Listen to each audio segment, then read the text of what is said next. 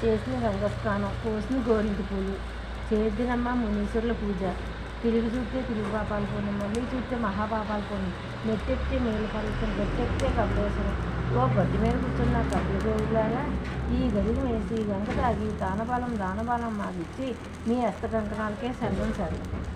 చేసిన గంగస్నానం, కోసిన గోరింటి పూలు, చేతినమ్మ మునీశ్వరుల పూజ, తిరిగి చూస్తే తిరిగి పాపాలు పోను, మళ్ళీ చూస్తే మహాపాపాలు పోను, మెట్టెక్తే మేలు పర్వతం, గట్టెక్తే కపిలేశ్వరం, ఓ గట్టి మీద కూర్చున్న కపిల గోవులారా, ఈ గడిని వేసి గంగ తాగి దానబలం మాకిచ్చి మీ హస్త కంకణాలకే శరణం శరణం శరణం.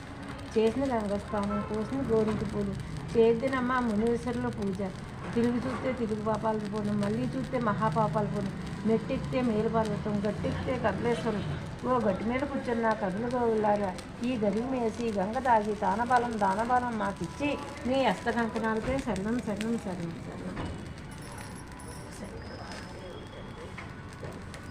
ఇలా 3 సార్లు చెప్పి దీపాలు వదిలి గంగలోని ఇలా 3 సార్లు చెప్పి ఆ గంగను నెత్తి మీద జల్లుకుంటే ఆ దీపాలు పెట్టిన ఫలితం మనకు దక్కింది.